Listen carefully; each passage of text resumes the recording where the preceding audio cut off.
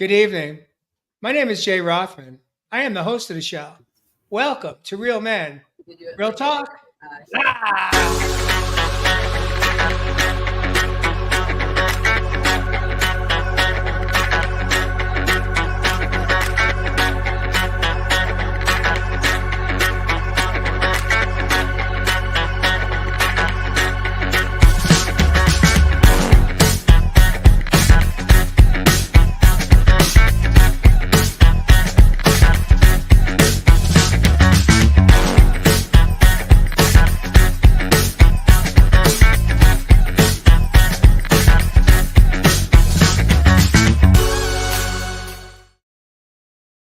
Viewers, welcome back to the talk show this evening.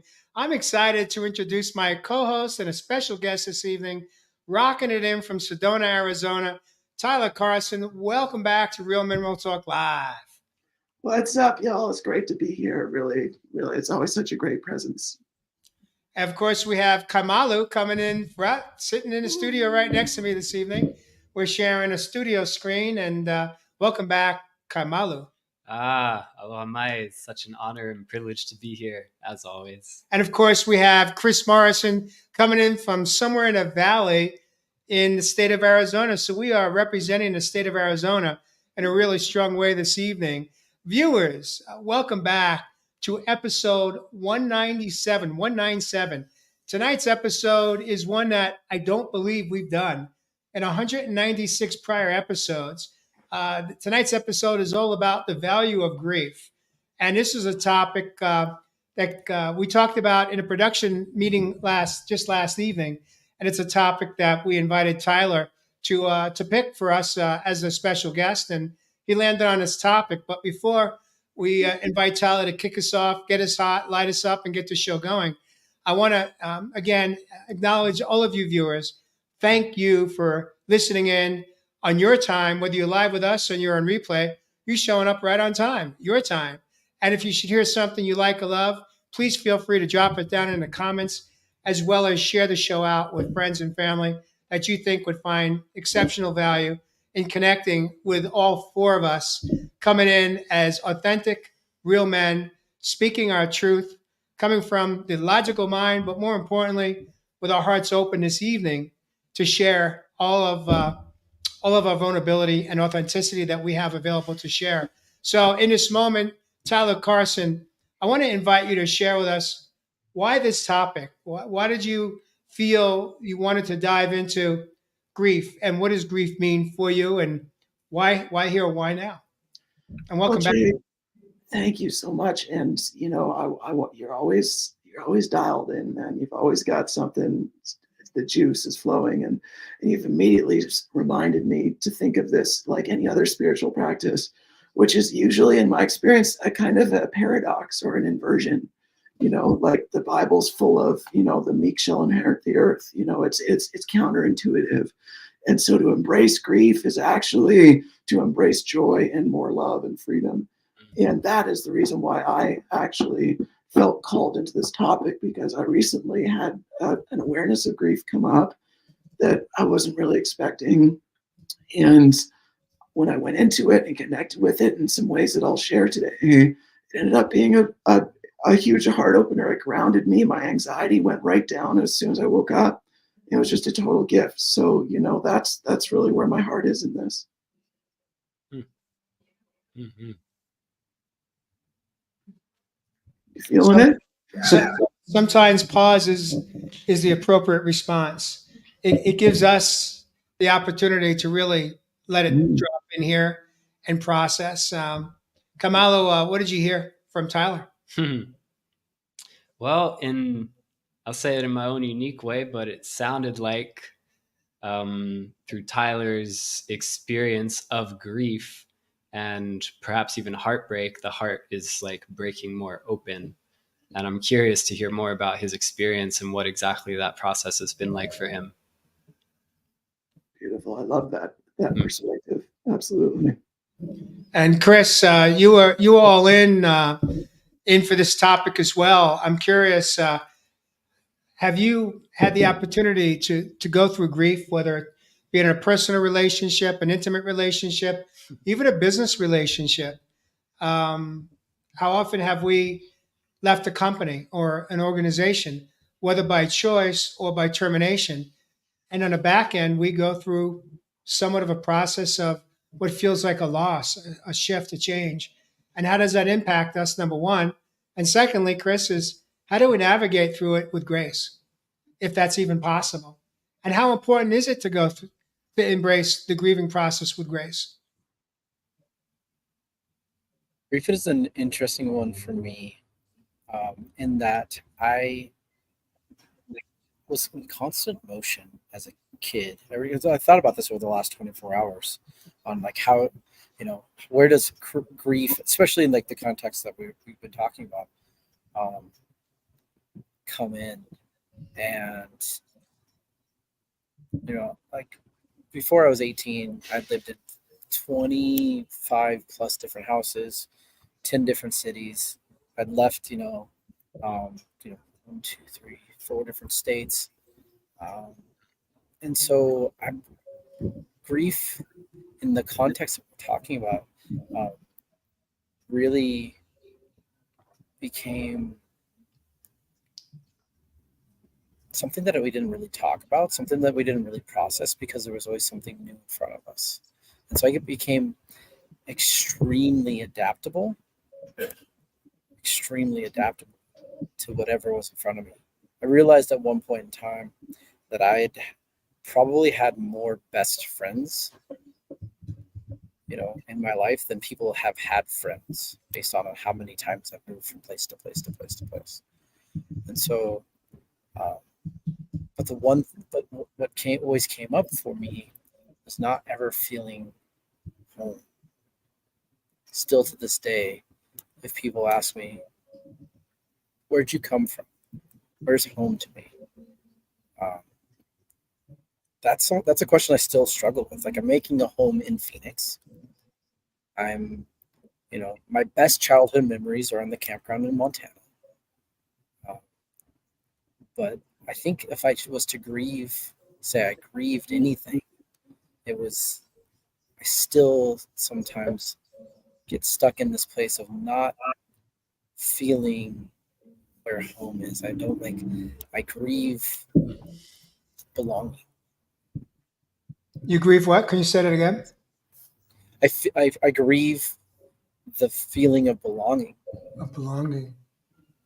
Right. And that's one of the beautiful things of being with you guys, is that I finally, this group, my connection to the being movement, like that's, I had started to get into recovery, like that connection, that feeling of being home, but never really landed in the same way that things do now for me. Maybe that's a me thing. So that's just like, I've thought a lot about it over the last 24 hours. I'm just like, that constant change. I just got to make, which also made me a chameleon. I can be anybody for anybody at any time. Mm-hmm. And I still have pieces of that I've got to process. I was just in conversation today. Mm-hmm. So yeah, just like I literally was just like, how do I grieve? How do there's the grieving aspect where I don't ever feel like I grieved the loss of Dave, my adoptive dad. That's something that I don't think I've ever done. And so I feel like kind of when you're talking about the somatic experience, sometimes I get stuck in me. Sometimes I physically get stuck. I can actually start to feel like tears come on, and my body literally just like clenches down and shuts it off. And so there's definitely stuff there to grieve. Chris, I want to ask you to check on your time, your audio. So you can bump it up a little bit. It's I'm having a little bit of a challenge hearing you. If it's possible, if you have any more volume to add to it, but I do want to. I'll see what I do. Okay, I do want to piggyback off what you shared. I think as a child, it's critical that we get rooted, that we get grounded. We have a strong root. And that usually is about creating a home, a consistent home. And so my experience is that when we move around a lot due to circumstances in our family, it does impact us as children, and it will create that perfect storm as you just described. But I also want to share with you, Chris, and all of our viewers, is that I didn't have that so much in my childhood as I had it in my adulthood. I found myself moving a lot in my adulthood, and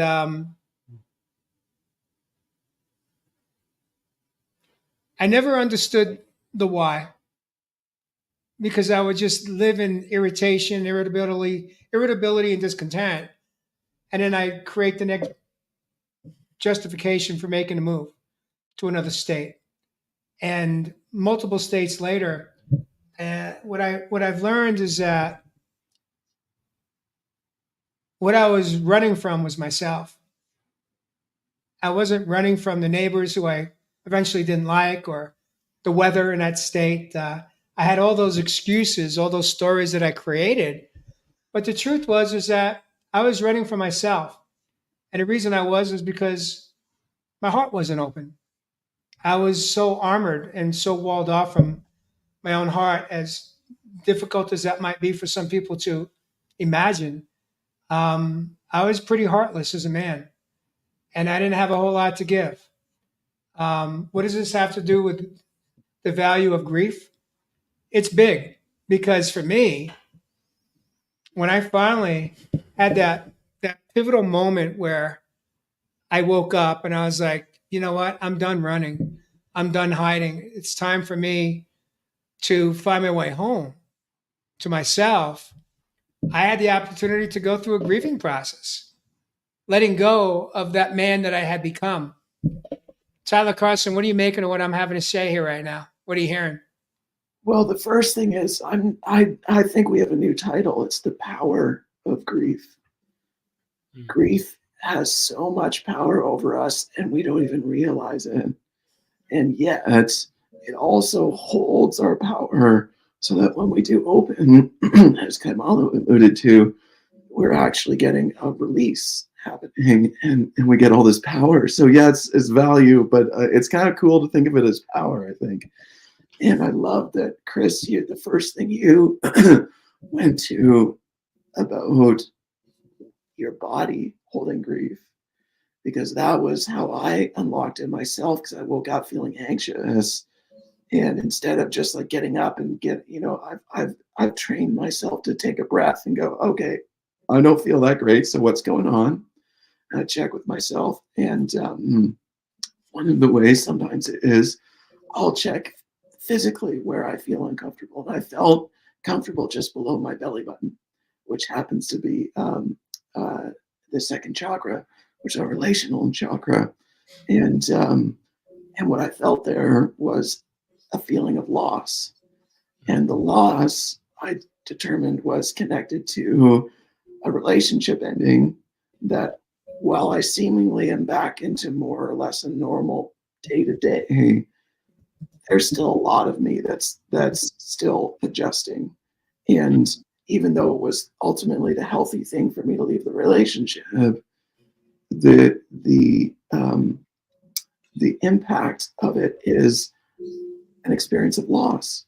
Even if something's not good, we still lose it. And our psyche has a way of perceiving something ending as a loss, regardless of whether or not it's good or not. I think it has to do with survival. We always feel safer if we know what's happening. So if something changes.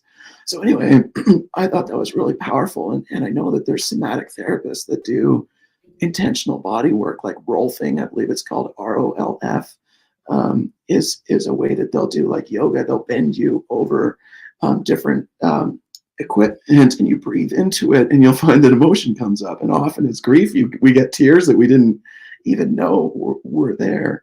So yeah, grief it seems like it's a very potent core experience in the human anatomy and physiology. I want to pull up a comment question from Sarah. Sarah, welcome back to the program.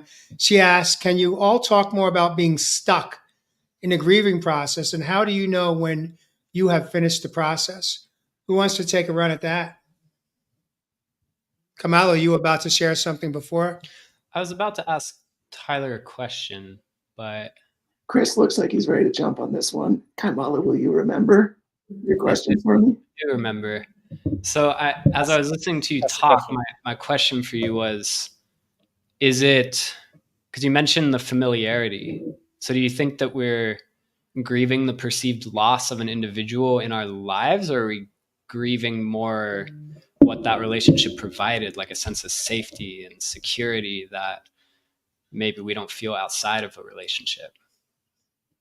I think it could be any number of those things, combination of things and changes as you cycle through it, probably. Mm-hmm. You know, I'd love to dive into it. I also really want to honor Chris feeling ready to answer Sarah's question too, if that feels and flow for Kai. Yeah. Okay. One of the things, can you guys hear me better now? Yep. Okay, cool. Wind's dying down, coming back up, so it might play into it a little bit. So you're talking about being stuck in the grieving process. So being stuck in the grieving process for me,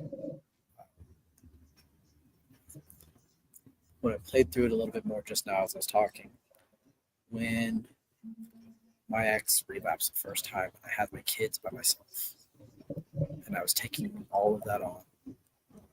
I was grieving that loss every week.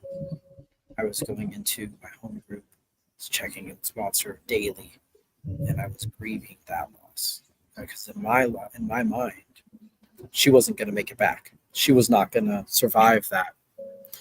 I had visions of, it just got really, really dark in my mind, and having to do all the things that I had to do. So,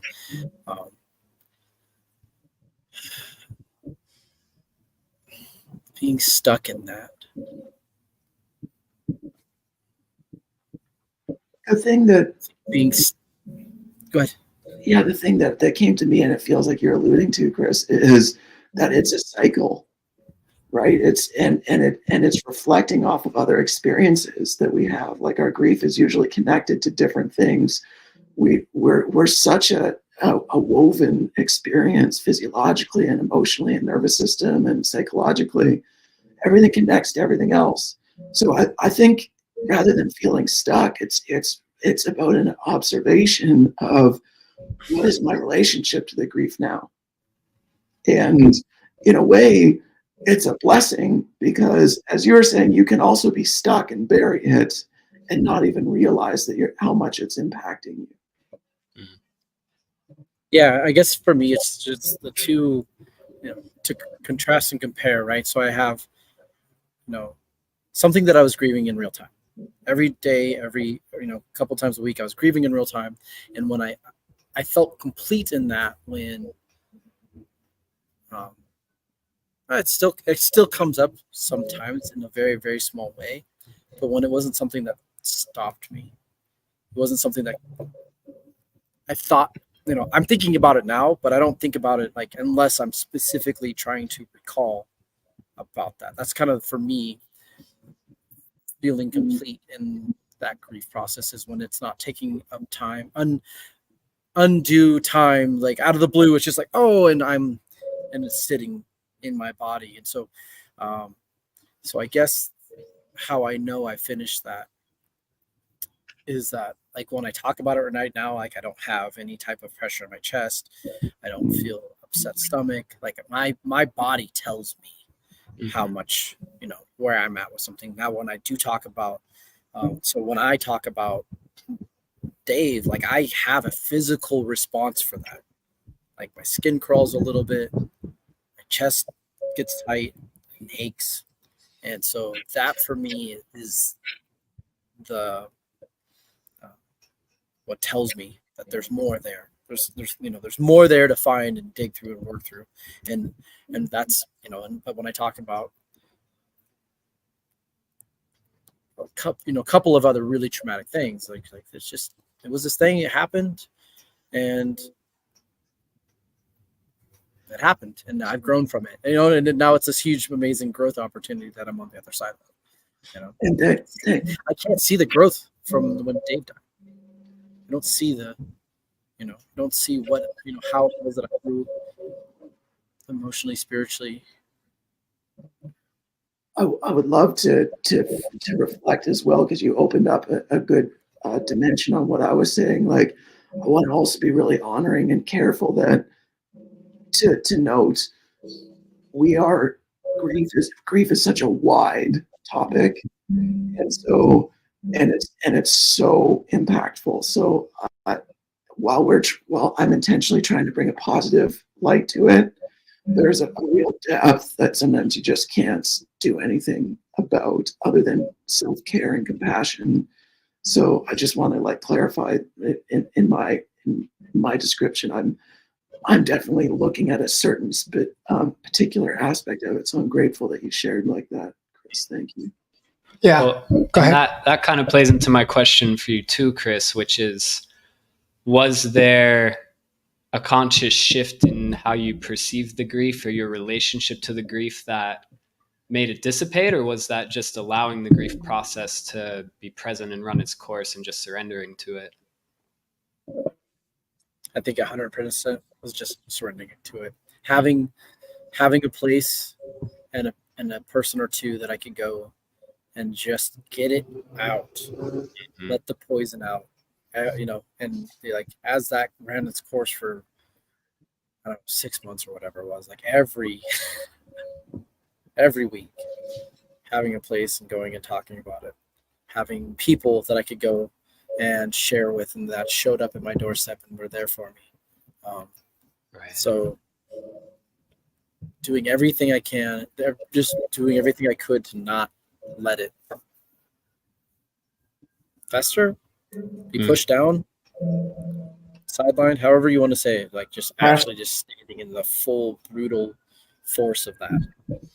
Yeah. Well, part of it too is sometimes we come up with spontaneous strategies to try to help ourselves, but it causes more harm. Meaning, if we reach that point where we're just sick and tired of feeling it and being in it, there are some people that will pick up a new habit around alcohol or drugs, ways to avoid feeling our feelings. And I would strongly encourage anyone listening to this show tonight that that's not the avenue to take. That's just running and hiding. And all it does is suppress the feelings that eventually got to come out. They got to come out. They're going to come out sideways. I also want to kind of switch gears a little bit here. This is for you, Sarah. And for all our viewers, is to understand this is that I believe that most of the time when we are in that moment of grieving, what feels like a loss, what feels like all those emotions that come through, much of the time it's not us as the chronological adult age that we are. It's the child within. It's our inner child that's hurting, that's feeling that pain. And I just want to encourage each one of you men right here, right now, and all of our viewers, the next time you find yourself in the throes of some type of relationship with loss or grief, really tap in, get into the practice of tapping in those moments, closing your eyes and asking yourself, how old am I feeling emotionally right now? And allow yourself to honor that age. You may land on 13, you may land on 3 or 4. And whatever that age is that's the age at which you're feeling those emotions. And then you have that opportunity to hold the space for that child within and help that child within you come through the grief, through becoming that adult parent of self and really honoring those emotions and feelings that the 3-year-old, the 5-year-old may be feeling, or the 15-year-old, not to minimize or dismiss them, to honor them, but at the same time, help him or her navigate through it by making new choices today, healthy choices. Could be saying, you know what, today we're going to get out of the house, get out of our head, and we're going to go for a bicycle ride, or we're going to go for a walk. We're going to go to the park, or we're going to just crank up the music. and listen to some music that kind of helps us raise our vibration from being down here to up to here. And of course, nutrition plays a role. How much water are we drinking? Are we dehydrating? Are we drinking less water?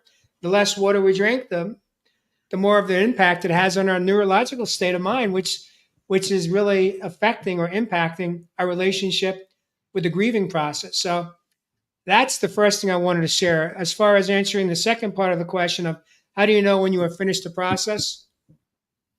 For me, it's always been one of just feeling better, just knowing that I gave myself dignity and grace to walk through that grief. But now I'm back, and I still continue to hold that space for myself when needed. But it's just a knowing. It's an absolute knowing. At least it was for me. And I'll share this with you gentlemen here. Even when we walk out of a relationship by our choice, there's still grief. There's still the relationship with grief to embrace. So, for example, when I stepped out of my 30-year marriage, there was a lot. There was a lot for me to unpack. It was more than one piece of luggage, man. It cost me a lot of money to go through security with 10 pieces of luggage, maybe 30 pieces for 30 years.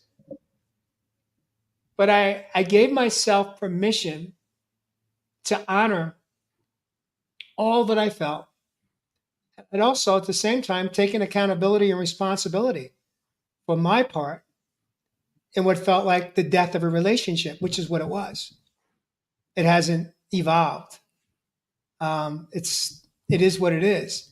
And so I want to acknowledge Nancy Clarkson, who says, when we are going through major times of grief in our lives, where do we draw the line with ourselves as to what is healthy and how much we put on that shelter or armor and when to be vulnerable?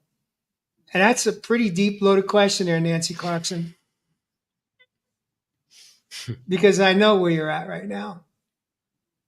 Who wants to take a stab at responding to Nancy, beautiful Nancy, who's just a beautiful soul sister and dear friend of mine today? My heart is with you every single day, girl, as you're going through this stormy season of grief right now for your son.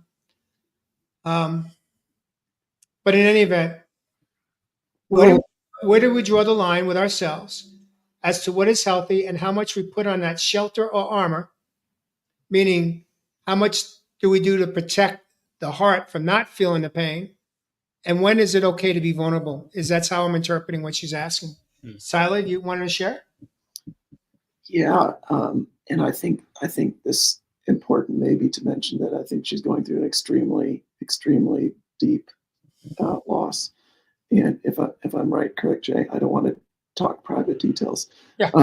But that's my impression, and so that is, in a way, it's a different question, but it's also not, in my view. I think that grief is always a teacher, just like all of our emotions are teachers. And so it just so happens that it's one that is so powerful that it will overwhelm our life, as Chris was describing. It will take front and center stage, and it will be the only thing that we can focus our attention on. And so long as it's there, we're mostly in self-care mode. We're like Jay was saying, to, make positive choices and that sort of thing. And when it's really deep, sometimes armor is a good thing. Like we need to go out into life and do the things that life requires us of and requires of us, and ultimately helps to balance things.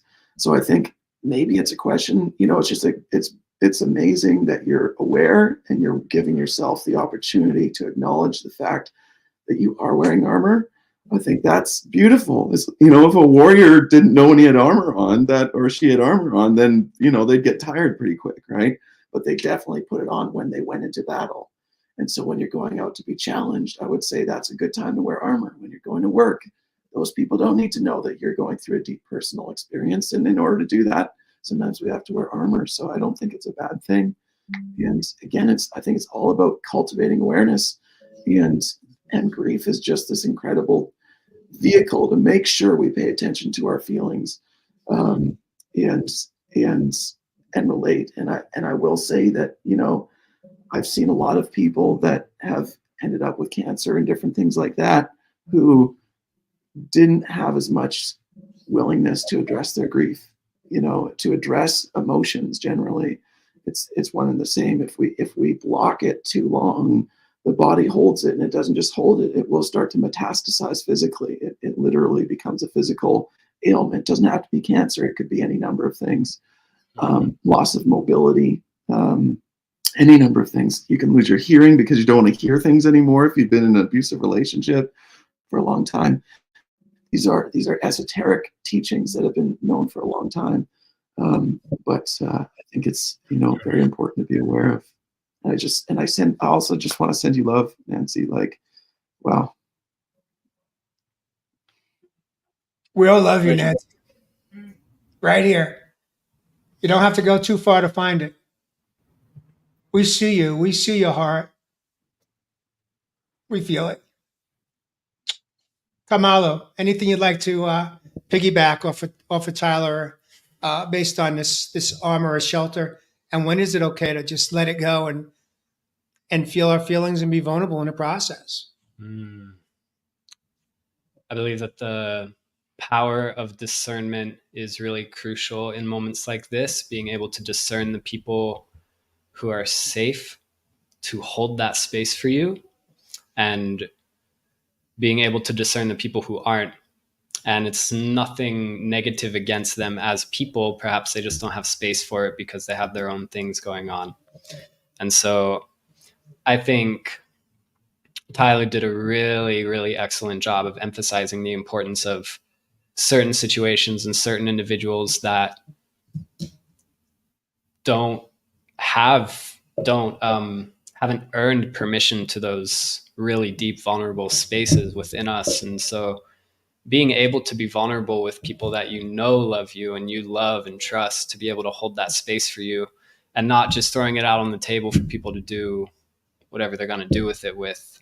Because not everybody's going to be able to be that for you. And it's nothing on them. It's just what they have capacity for. And maybe that's not the relationship. So yeah, that's what I have to say about that. You know, something that's coming up for me, gentlemen, is that I'm also thinking about the death of an individual that has meaning in their life. It could be a friend, it could be a relative, it could be a lover, it could be an associate in business, even whomever it is. One thing that I've experienced over the past few years is that I began to embrace this as my truth, at least, which is that in order for that individual, whether it be a parent, a partner, a friend, even a child, in order for them to rest in peace, they need to see that you are able to live in peace, that you finally are in acceptance of what is. And I will share with you that I made the conscious decision that I wanted to change my relationship with my own father. And he wasn't alive. He had transitioned. But yet I knew that I was pulled to change my memories and my relationship with my father just over the past 6 years or so. And in doing so, I've been able to connect with my dad on the other side. I've used writing, I've used a lot of music, and a lot of talking with my dad when I'm by myself in a wilderness or doing some self-care. And for me, for the first time in my life, I finally feel at peace. And I have, I'd say, the relationship that I'd want to have with my dad today. And it's a new way to live. It's a new way to embrace even death. And that's just because they're not physically here. They're people that matter in our life. They will come through. They will share messages and signs, signposts. Mm-hmm. And what's really interesting about you sharing that, Jay, that I'm being reminded of is a spiritual teacher. I can't remember who exactly, but I remember hearing a spiritual teacher talk about this, that when someone has crossed over onto the other side and is residing fully within the spirit realm, that sometimes we experience their presence as grief because we feel that there has been a loss. And it's from this idea that we no longer see them physically present around us and therefore feel they're gone, when in reality, that which is true and real doesn't go anywhere. And sometimes to even recognize after a loss that they're present with me now because I'm experiencing this grief. I'm feeling this grief because what I'm really experiencing is their presence, and I'm feeling like they're not here. And so that's just kind of a perspective shift that I remember hearing and really appreciating about what happens to someone when they leave this physical reality. Chris Morrison, you've been awfully quiet listening. You've been an active listener. What's on your mind? What are you feeling right now, brother? I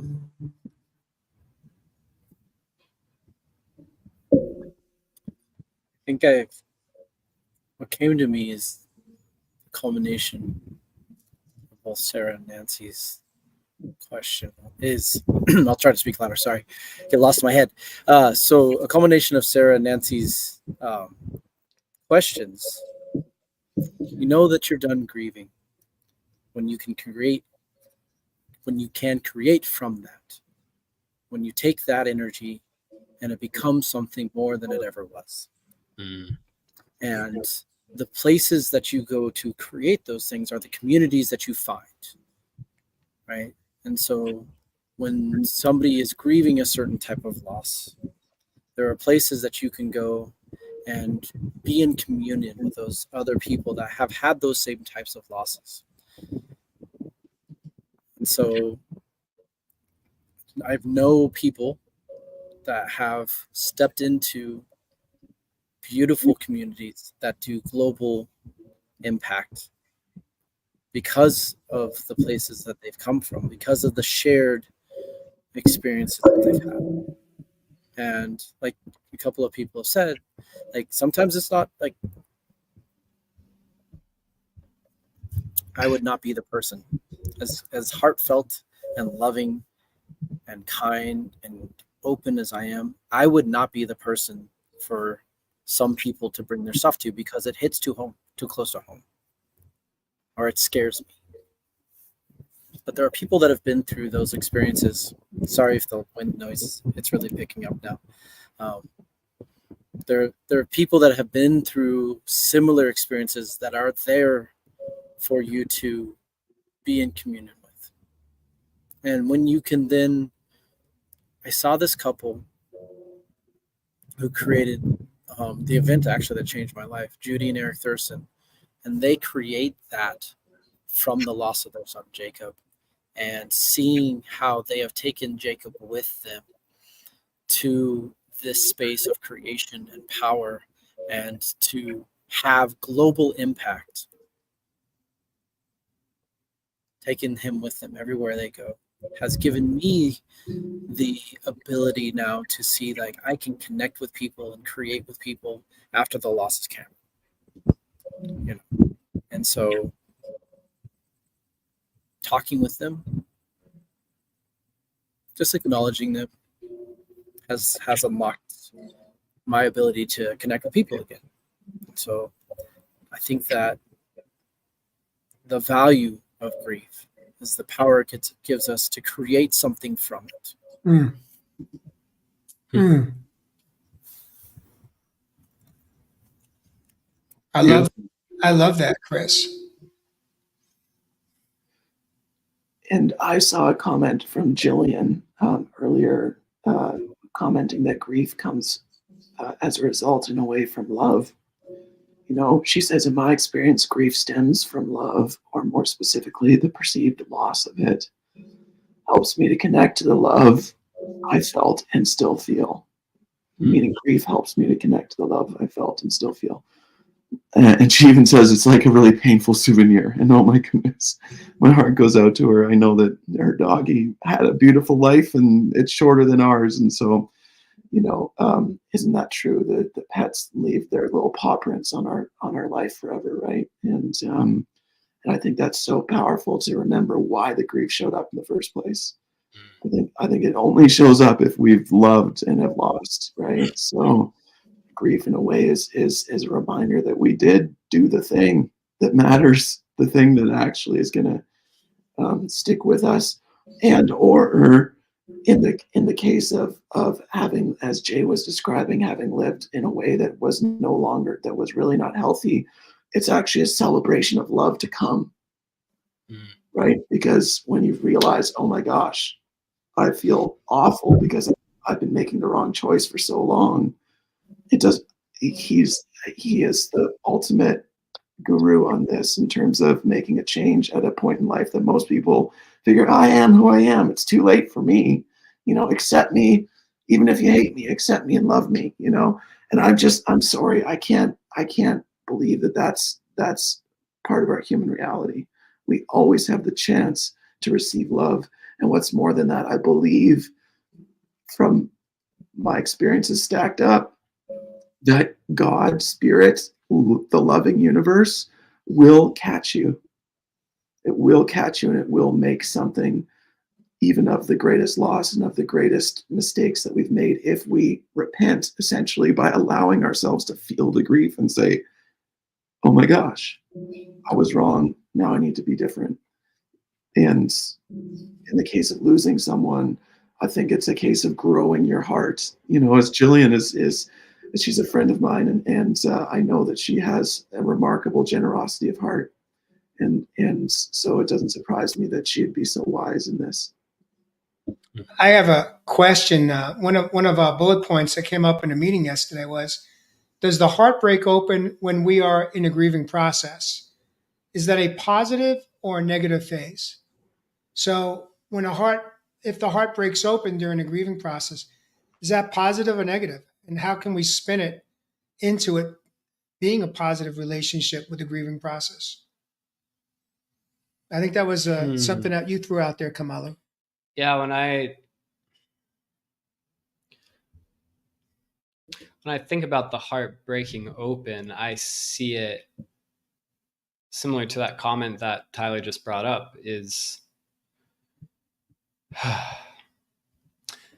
through the heartbreak, if you're open to feeling every piece of what that entails, it will open your heart to be able to feel a greater depth of love than you were even able to before. And that's what that visual is for me. So if we really lean into grief and we really surrender to grief and we mourn the loss of that love,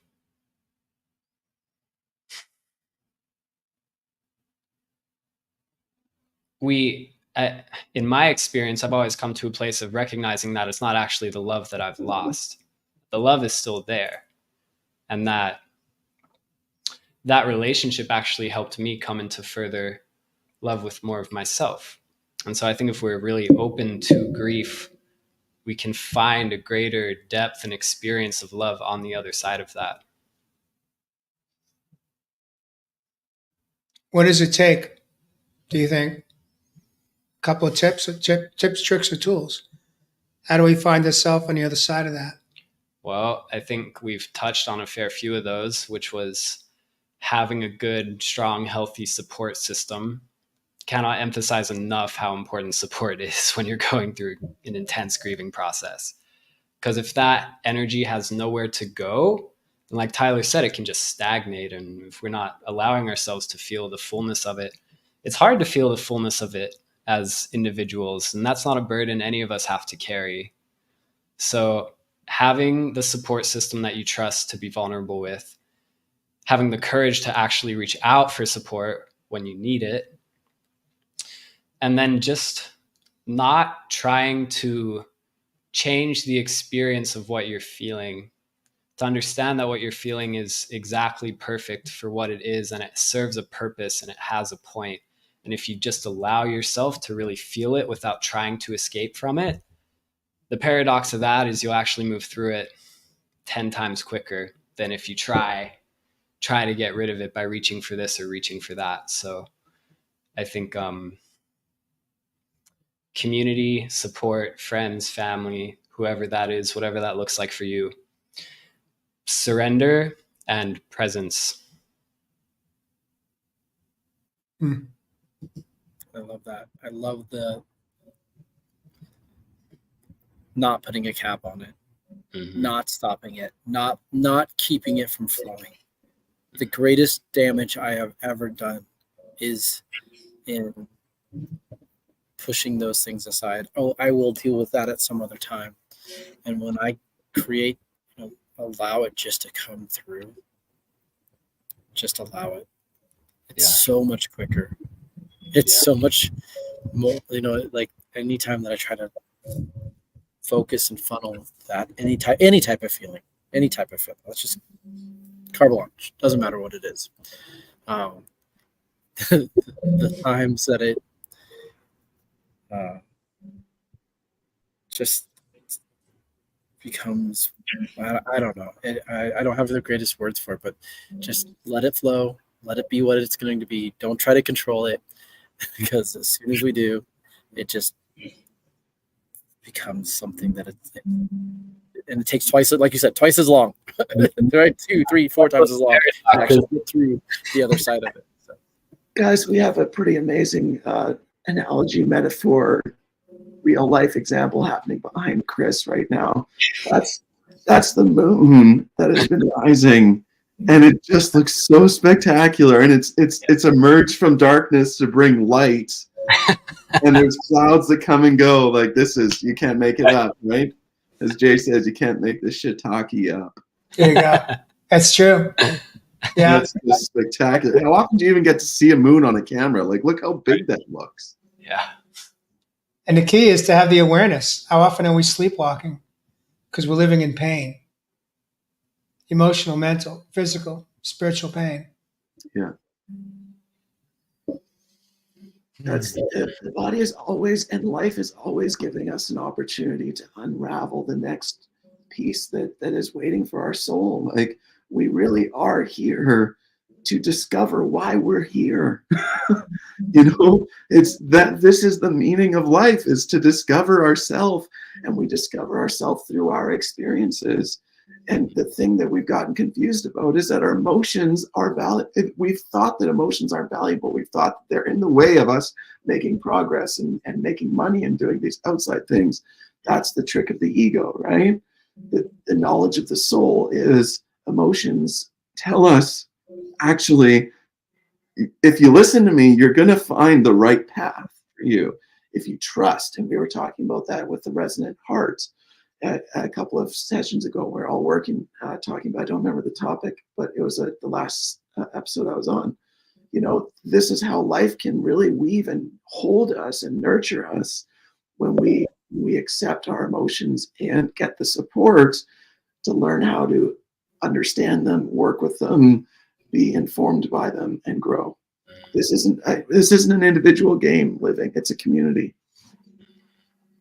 One of the questions that came up that we threw out there last night was, and I think this is one that came for you, Tyler, is, does a piece of our current grief connect to our past experiences of grief? And if so, how have you found that to be for yourself, Tyler? Yeah, that was that. And we've kind of been touching on that. This was the thing that I realized was when I started to connect with that loss, I realized it reminded me of another loss as a child, and the way that my body wanted to receive love and be seen. And I don't remember receiving that. And this isn't about whether your parents are right or wrong. It's your memory of it. And that's all that you can work with. So it reminded me, and whether it's specific and accurate or not doesn't actually matter, because it's just the way that the subconscious is giving you the information. So you can apply any story that feels right. And for me, I was imagining a certain thing and going, yeah, gosh. And so what I did was I imagined cradling myself as a baby. And that's something that I learned from a wonderful healer. And I just talked to him and I said, I'm here for you. I love you. And I'm always going to listen. I'm always going to love you and let you be who you are, who you need to feel. And as I connected with that, amazingly, the energy started to flow. And I have been stuck with my grieving of my relationship. It's been very strange to me. I grieved it before it ended, and then it kind of continued for a while. And then when it did end, I'm kind of in a disconnect. And so this is again why I feel like grief is not a linear thing, and we want to just honor whatever experience we're having and get support with it. If you feel like you're guarding too much, then receive support about what that is. If you feel like you need protection, go and look for it. Right? We're being guided, and when we talk to each other, I think we get the support that we're calling for. And one thing that I've learned in the last 9 years or so is that unless we came from a home where we were really taught and we had healthy mentors that teach us how to step into the grieving process, the majority of us as adults didn't really have that level of wisdom shared in our homes. And so what we get to do today is become the artist of our soul. We get to create our own tapestry. We get to make choices for ourselves that in a moment may feel like a healthy choice to make to help us navigate through those moments of sorrow and pain and through those moments of honoring the relationship that once was. Mm. And I think that's a huge part of a healthy way to grieve is that we tend to get hung up on the loss. We get hung up on what we don't have today instead of allowing ourselves to go back and really uncover and discover some of our memories of what we once had with that individual, whomever it might be, and to honor those memories and honor those experiences and to acknowledge it to them in those moments on the other side. It's okay to talk to yourself. It's okay to say those words out loud. It's okay to speak those words to your loved one if it's a loss of a life or even a loss of a relationship that still hasn't transitioned yet. But it really comes down to is really giving yourself permission to just feel and not get hung up on the feelings of the loss and spend more time trying to uncover and recall the feelings of love, the memories that you once had, not meant to bring you further down into the rabbit hole, but to honor them. And through honoring them, we can keep that spirit alive.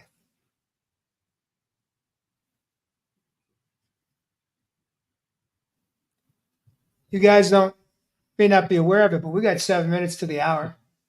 So with what time we have left, I'm going to challenge each one of you. You got 2 minutes or so to share with me and our viewers. What has the grieving process taught you about yourself that you didn't know prior? What have you learned about yourself? We are pretty magical. And you process. can take a moment to pause. And who wants to go first? The grieving process for me has allowed me to sink deeper into who I truly am. Right. The last thing that Cameron said to me was, "Chris, you're the best friend I've ever had." And when I was stuck with that and allowed that to stick with me, I couldn't allow myself to be a friend to anyone. And now that I'm on the other side and able to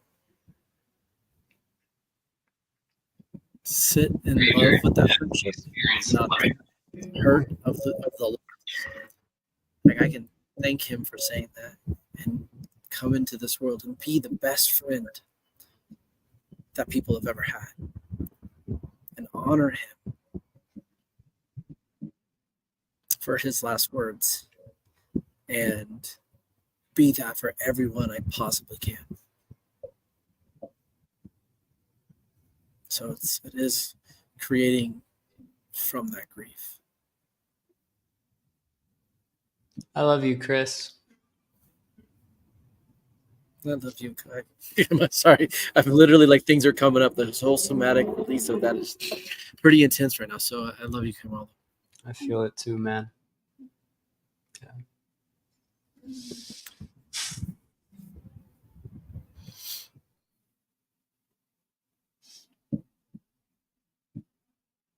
What has grief process taught you about yourself that you didn't know prior? That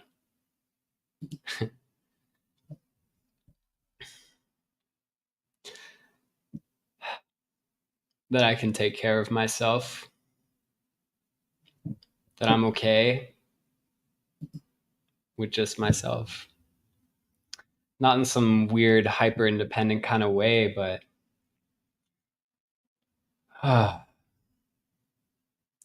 to be able to really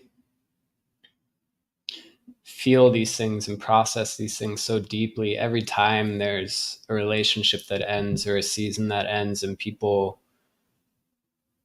who I love very dearly leave my life, I'm always left with me. And every time I feel a little more empowered and a little bit stronger and a little more confident and capable in my abilities to really take care of that part of me that does feel really deeply. Jay talks about being the parent to the inner child, right? So I feel like that's really what grief has taught me. And then another piece of that is just gratitude. Always on the back end of a relationship, when I look back at it, there's so much gratitude that I have for everything that that relationship was and has given me, and a recognition that I've changed now on the other side of it, and I'm not the same person anymore. And that also helps me to recognize how beautiful and precious and special what I have right now is, because there will be a day that this will end too. So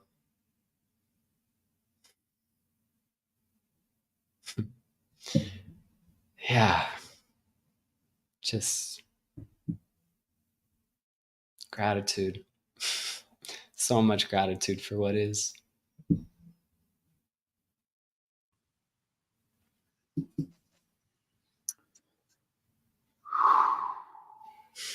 Tyler Carson. Yeah, I'm feeling you guys. That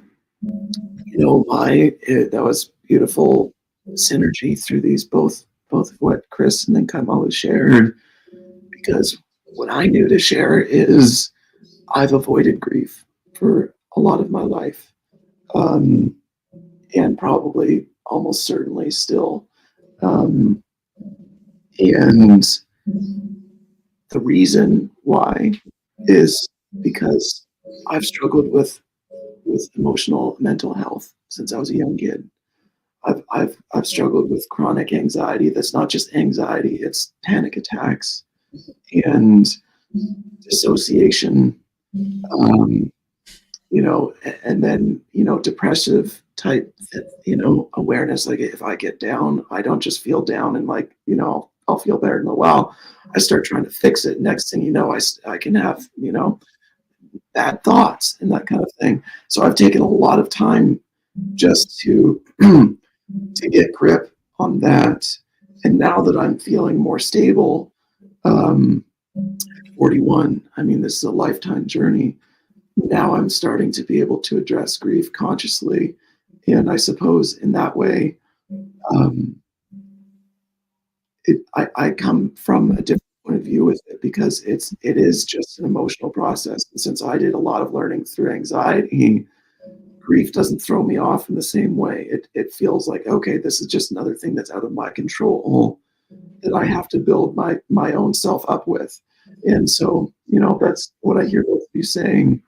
So, I'm just so grateful that y'all, commit to creating this show. People are watching and contributing, and that we get to bring this forward, because each of us holds a piece, right? This is a big thing. So it taught me, but it teaches me just like I can be strong, and I am more resilient than the experiences that are happening internally or externally. I love that, Tyler. Resiliency, and that you could be strong, and that you are strong. We tend to discount our inner strength. We've never, I say we've never, we tend to, many of us never get tested in our lifetime. And when we do get tested, we do everything to avoid feeling those feelings. We do everything to isolate, numb out, check out. I want to share something. I want to put this on a screen, and I'm going to answer my own challenge. Sarah says, it's positive if you allow the grief to flow. If you keep the heart closed to not feel grief, it is also closed for receiving and feeling love. That was my truth. I didn't know how to grieve. I did everything to avoid feeling those feelings. My heart had a very protective armor or shield around it that was created by my ego. However, when I removed that armor and I finally had the courage to go on that journey without plant medicine, to go on that journey to find my way home,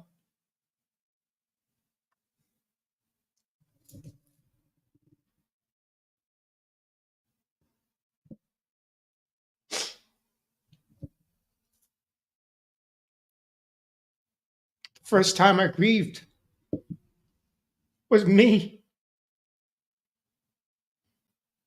the death of me.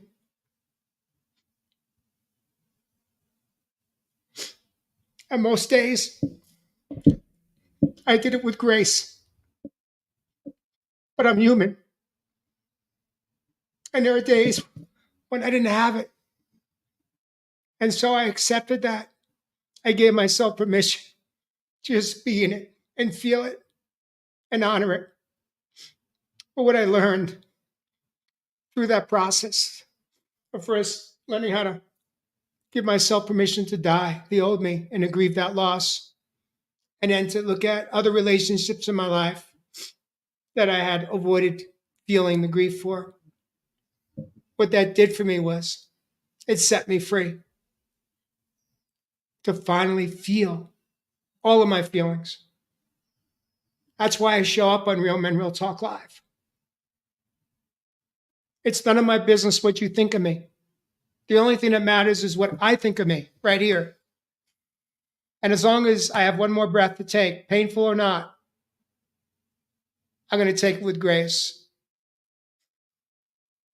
And I'm going to take it with honor. And most importantly, with humility. That's what I've learned about myself, which is I'm so much stronger than I ever thought was possible. I didn't know. I thought I was a weak man. I was. But that was not my authentic self. That's who I became. And this journey of coming home opens us up to allow ourselves to grieve with grace, with dignity, humility, and to honor all of it. And that's how we are set free, my friends. And so with that, Ty, do you have any words you want to say before we wrap it up? Put a pretty bow in the show? He's muted. You're muted, Ty. Jay, what you just shared was absolutely everything. That's everything. That's the courage beyond courage. And what really resonated for me is that's what we need in our world right now. And I don't just mean like generally speaking. I mean, especially in the States here with this election, the energy that's just building up, and the anxiety and the stress, and we need to love ourselves so much that we're willing to believe that we can let go and be okay. That no matter what happens, we can surrender into a place where love exists. And if we do that, then we've won. And I was just struck so strongly with that, Jay. I felt it. And you're such, it's wrong to label, but that's the hero's journey. Let's say that. That is the deep hero's journey. If you don't know what I'm talking about, go read The Maiden King. It's called. Talks about the hero's journey, or Google hero's journey and learn about it. Give yourself the gift of knowing that being human and going through trials, getting support, and coming out, that's what being a hero is about. And then you get the superhero cape and everything on the other side, and you get a collection of them, hopefully. And here's the truth, Tyler. We don't have to go far to find the hero in our own life. It's within all of us. We just have to have the courage, as you said, the commitment, and the consistency to show up and grow up. Yeah. And do that work. The healing work is what I'm talking about. And in doing so, you'll find a part of yourself you never knew was there. It's called your inner strength. It's called your inner wisdom. It's called your open heart to receive, to share, to give. So if you are listening tonight or tomorrow or whenever, and you have had relationships that you've avoided grieving, the death of a relationship, the death of an individual, the separation of parents and children due to circumstances, have the courage to go back and do the grieving, to set yourself free, and then watch your life be changed forever. I'm not here to preach. I'm here speaking my truth. It's how I did it. And with that, gentlemen, I want to say this to you. Each one of you are freaking amazing. Each one of you has been showing up consistently every week. Tyler, I've lost track. This is either your fourth or fifth time on the show. Next Wednesday night, we have a special guest joining us. Her name is Christine Grant.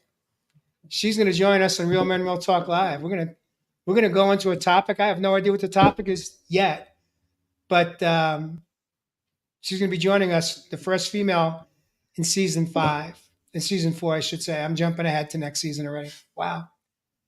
Viewers, if you heard something you like to love, please share it out with your friends and family. Invite them to subscribe to our YouTube channel, where all 197 episodes are now archived by topic. Each week, they're there.